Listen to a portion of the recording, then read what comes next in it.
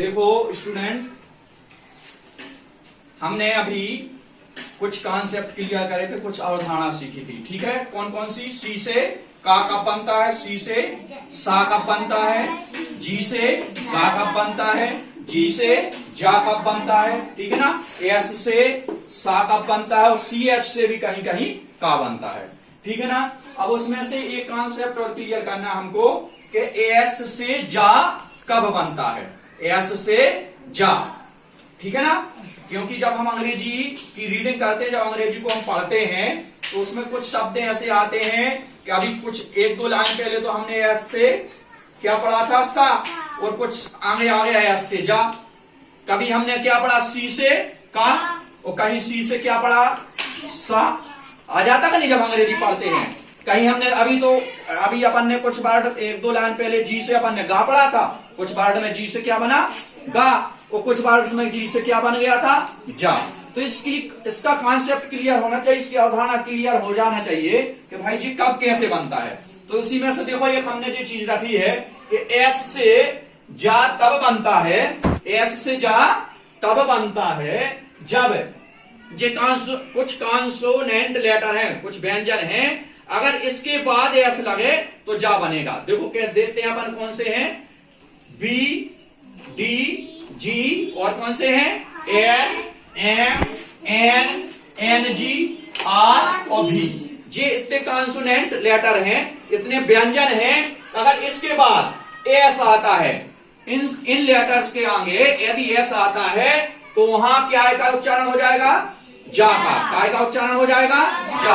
अगर हमको अंग्रेजी में ऐसे वर्ड्स मिलते हैं कि जो हमारे कॉन्सोनेंट लेटर है, ठीक है ना, वो इस कॉन्सोनेंट लेटर के बाद यदि एस लगा है तो वहां उस वर्ड में जा का उच्चारण हो जाएगा। काय का उच्चारण हो जाएगा, जा का। ठीक है ना, देखो बिल्कुल क्लियर है। जो हमारे जो कॉन्सोनेंट हैं, अगर इनके आगे एस लगता है तो जब हम उससे वर्ड का उच्चारण करेंगे तो वो कैसे होगा, जा से।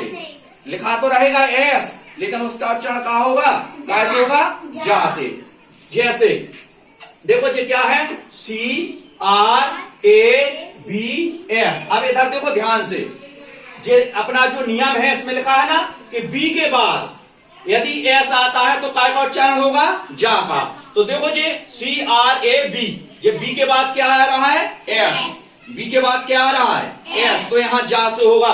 तो इसको हम क्या पढ़ेंगे, क्रब्ज। क्या पढ़ेंगे, क्रब्ज। नहीं तो अगर अपन को ये नियम पता नहीं होगा तो अपन क्या पढ़ लेंगे, साधारण क्रब्स। क्या पढ़ लेंगे, क्रब्स पढ़ लेंगे, क्योंकि हमें पता है कि इससे यहाँ एस से क्या बनता है, सा।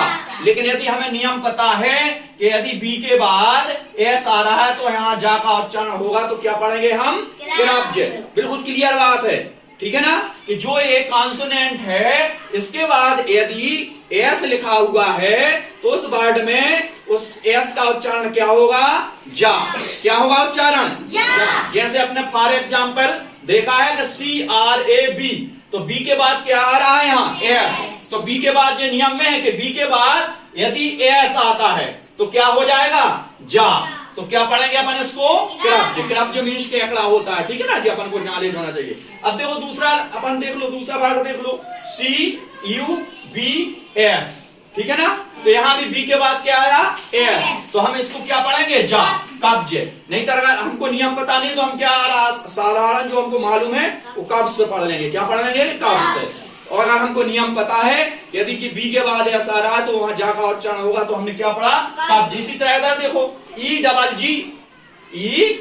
जी एस, तो यहाँ देखो जो नियम है, जी के बाद यदि एस आता है तो काय का उच्चारण होगा, जा का। तो क्या पढ़ेंगे इसको, एब्ज। क्या पढ़ेंगे, एब्ज।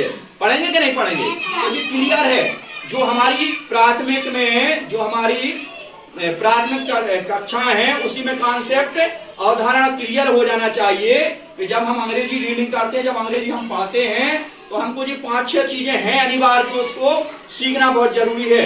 सी से का कब बनता है, सी से सा कब बनता है, जी से गा कब बनता है, जी से जा कब बनता है, और कहीं कहीं सी एच से भी का बनता है, एस से सा बनता है, और एस से जा कब बनता है। ये 5-6 चीजें अपन को बहुत जरूरी है क्लियर करना।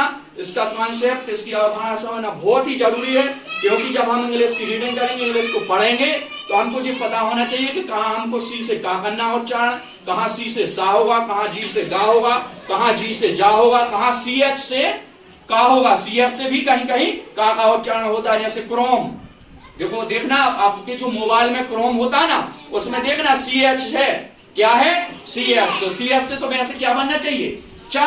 क्या बनना चाहिए सी एच से, चा। लेकिन यहाँ क्या उच्चारण हो रहा है, का, क्रोम। तो ऐसी कॉन्सेप्ट हमको बहुत जरूरी है क्लियर करना है, ऐसी अवधारणा समझना बहुत जरूरी है। इसको हम एक एक करके लिखते जा रहे हैं और समझते जा रहे हैं, ठीक है ना। अपन ने अभी सी से का समझा था, सी से सा समझा था, ठीक है ना। जी से जा समझा था, जी से गा समझा था। अब अपन ने क्या समझा है, एस से जा।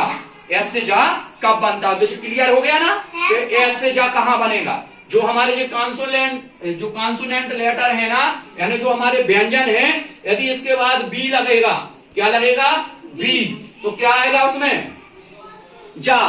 और D, G, I, L, M, N, I नहीं है, एल है G, M, N, N, G, R, भी।